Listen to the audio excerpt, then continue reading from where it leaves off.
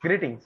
Welcome to the video presentation of Macroeconomics and Business Environment CEC 2.4 compiled and presented by Group 2. What is macroeconomics? Macroeconomics is a branch of economics dealing with performance, structure, behavior, and decision making of an economy as a whole. An economy as a whole can be studied with the help of two indicators, namely leading and lagging indicators. Our whole presentation today will be depending upon these two types of indicators. So let's understand what is leading indicator. A leading indicator is an indicator that represents economy, but it changes before the economy actually changes. Therefore, it helps us to predict the future and understand the moving of an economy. Stock markets. Stock market is a place where investors connect to buy and sell investments, mostly stocks which are the shares of the ownership of a public company. Stock markets are also considered as a reliable barometer to the economic condition of a nation. The stock market indicates many different aspects of an economy, like boom or recession in the business cycle, liquidity prevailing in the market, public sentiments about and the level of confidence about the economic decisions and economy's future. However, the stock markets cannot be reflected as cannot reflect accurate economic conditions as speculations are involved in it. There are two or rather three types of trends in a stock market. First is an uptrend, which is also indicated as bull run. Second is downtrend of prices, which is indicated as a bear run. And the third is called as sideways movement of price. Sideways movements of price is because of low volatility in the market. Pre and post COVID-19 analysis of Indian stock markets. There are many indexes and indices in Indian stock markets, but for presentation and analysis purposes, we have taken Standard and Poor BSE Sensitivity Index as our base. The stock markets, namely BSE Sensitivity Index, was at an uptrend from February 2016, of course with some variations and some significant variations maybe, but it was growing at a slower pace. However, when the COVID-19 was introduced in November 2019, it observed a minimal rise in its prices and still kept rising at a slower pace until February 2020, when the COVID-19 started spreading like a fire. The complete nationwide lockdown was put in place, and due to which the Sensex prices tumbled down from 41,200 points in February 2020 to an all-time low of 5 years to 25,700 points in March. That was just a 1 month. After which the Sensex witnessed a V-shaped recovery in its price points in the time spent of 6 months, and the Sensex prices returned to the pre-COVID-19 prices, COVID-19 restrictions level, and it was observed that the rate of increase in Sensex prices was much higher than the pre-COVID-19 restrictions level. It can be witnessed looking at the steeper line in the blue color. Government initiatives and future growth. The stock markets are barometer of economic conditions of a nation, and effectiveness or results of government's different initiatives can also be measured via stock markets. Hello everyone, myself Prathamesh Kamath, and today I am presenting you a presentation on manufacturing activities. Manufacturing activities are the activities related to manufacturing or production in a country or an economy itself. It includes all type of manufacturing that is done in a nation. Pre and post COVID analysis. In this slide, we are going to learn about the effect of COVID on manufacturing activities in our country. We are going to relate it with the pre-COVID scenario and the post-COVID scenario. Here, Index of Industrial Production IIP, that is for 2017 to 2018, the manufacturing was 4.6%, which was reduced in 2018 to 2019 by 0.7%, and it came down to 3.9%, which was a decrease. But after the COVID, that was in 2019 to 2020, it was reduced to minus 1.40%, which went further in 2020 to 2021 to minus 9.6%, which was a drastic drop. The government takes some initiative for the further growth of manufacturing activities in any country. Some of the initiatives took by our government were Startup India Showcase. Startup India Showcase is an online discovery platform for most of the promising startups in our country. Startup India process exhibits in a form of virtual profiles and portfolios. Second one is Atal Incubation Center.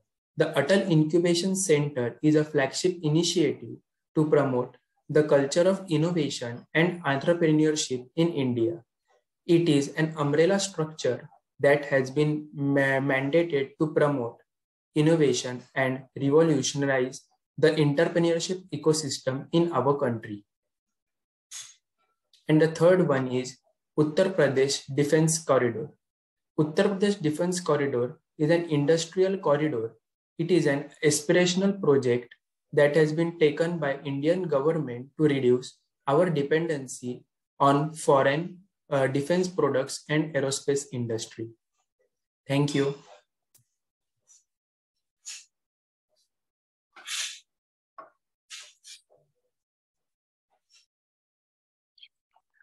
Now let's talk about another major microeconomic indicator, that is money supply. Money supply in an economy refers to the total amount of cash and currency in circulation within a country.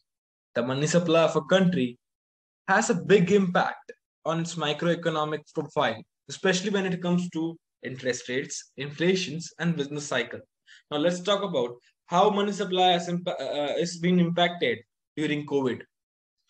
Pre-COVID, when we see the scenario of money supply, the money supply was very stagnant and very few or little money was injected by the government. However, during coronavirus and after coronavirus, government has started injecting more and more money in the country due to the economic recession which has come due to the coronavirus. There may be various reasons for such downfall. The recent increase reflects higher cash withdrawals by depositors to meet the needs during the lockdown period, and also to safeguard themselves against salary cuts or job losses. A rise in money supply usually is seen as a leading indicator of growth and consumption and business investment. But due to COVID-19 pandemic, the rise this time is unlikely to be boisterous either. People have curtailed their discretionary spending as they are not sure of their permanent income. So hence, the money supply is increased in an economy. And now what government has done is, a central government basically does not regulate the money supply. Money supply is regulated by a central bank of a country. In our case, Reserve Bank of India basically contains the power of controlling the money supply. A central bank can use monetary policies to pursue either an expansionary or an contractionary strategy through which they can involve measures such as open market operations, in which the control bank purchase short-term treasuries with newly produced money, therefore pumping money into circulation. A contractionary strategy, on the other hand, would involve selling the sureties or assuries and withdrawing money from circulations. So in this way, what government has done is, government has basically in this time expansionist policy has been applied by the government, and it helps to speed up the economy or boost the economic growth. And Indian government, as central bank of India, that is Reserve Bank of India, has basically done this.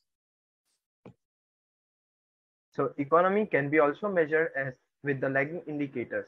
Lagging indicators are the indicators that measures economy, but at a slower pace or at a later pace than actual economy moves. The lagging indicator assess the current business situation and help us to predict or analyze the past performance of the economy. The example of a lagging indicator can be gross domestic product, that is GDP of an economy.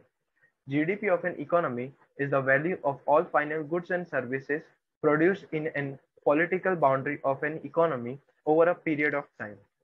GDP is a reliable and a good uh, indicator to measure the economic performance. The GDP can be calculated as household spendings plus investment plus government spending over net exports.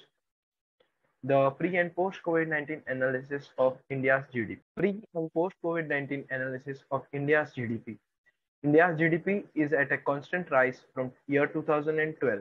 However, India's GDP in year 2020 and 21 fell by approximately 9% year on year, and annual GDP growth rate was projected at negative 23% year on year due to COVID-19 pandemic and restrictions to the economic activities.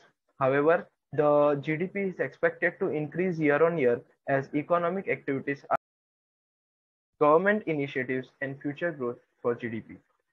When entire economy, the world economy came at a standstill, the Indian government placed a lockdown on the economy. However, the government also took initiatives to boost the economy by promoting and launching various schemes and plans to increase the economic activities, like infrastructure projects, defense projects, promoting startup cultures, inviting FDIs for Apple, uh, Aramco, and Tesla, maybe, etc. The future growth of India's GDP is very bright as India has witnessed a V-shaped recovery, implying that India has got a great growth potential, and the forecasted GDP growth rate of India is approximately 10%. Inflation is considered as a lagging indicator because it demonstrates that demand has increased due to economic growth and prices are rising to reflect the growing demand. Inflation in the pre-COVID scenario. Even before the pandemic struck, inflation had crossed the upper tolerance level of 6% in December 2019.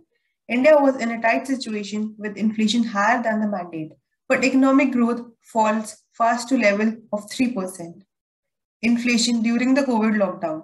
Inflation in rural areas was higher through the first quarter, led by higher food prices.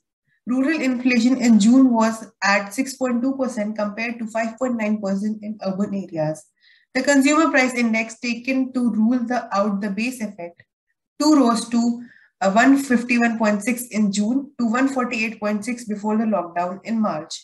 Post-COVID scenario of inflation. India's inflation rose to 5.59% in December 2021 from 4.91 in the previous month. It was the highest rate since July. Next, we have initiative taken by the Government of India for future growth. Starting with the monetary policies, first is interest rates. Since March 2020, the Reserve Bank of India reduced the repo and the reverse repo rate from 4% to 3.35% respectively. Even the RBI has provided relief to both the borrowers and lenders. Second, loans. RBI introduced regulatory measures to promote credit flow to the retail sectors and MSMEs.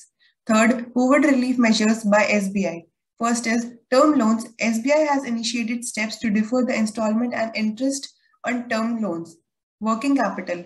Interest applied shall be deferred and interest accumulated for the period shall be paid after the expiry of deferment period along with the monthly interest for June 2020.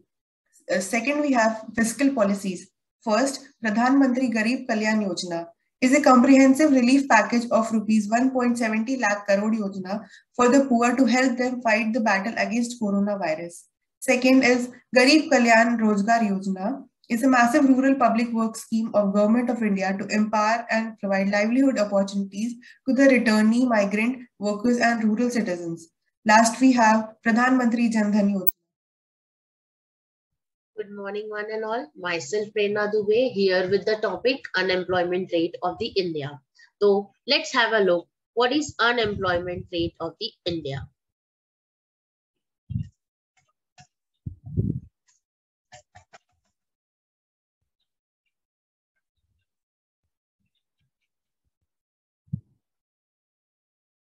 So unemployment rate of the India. In India, the unemployment rate is estimated by directly interviewing a large sample of the randomly selected household. Center of Monitoring Indian Economy Consumer Pyramid Panel of the Households includes over 1,74,405 households, including over 5,22,000 members who are over 15 years old. So let's have a look over what does this actually mean. So this is the graph we can see on the screen.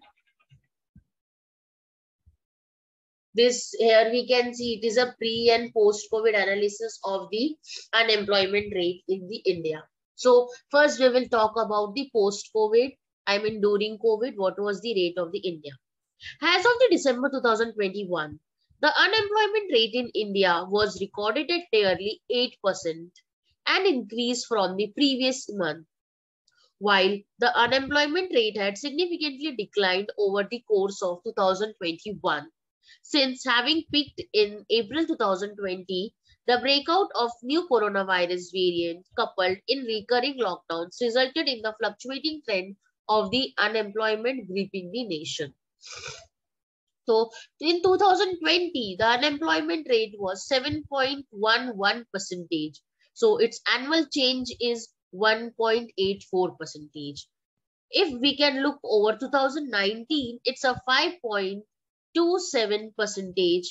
It's and if I talk about annual change, it is a minus 0.06%. So there is a huge difference in the percentage also. Now let's moving further. We will talk about the pre-COVID. You mean like before COVID, what was the situation of the unemployment rate of the India? The unemployment rate in February is at 6.9%, lower than the average since July at 7.3%. But other metrics like labor participation rate have burst. The rate of labor participation and the employment rate last month continued to be a low, reflecting an endurance of the labor from the labor market in the face of lack of job and Center for Monitoring Indian Economy. So this was the before COVID.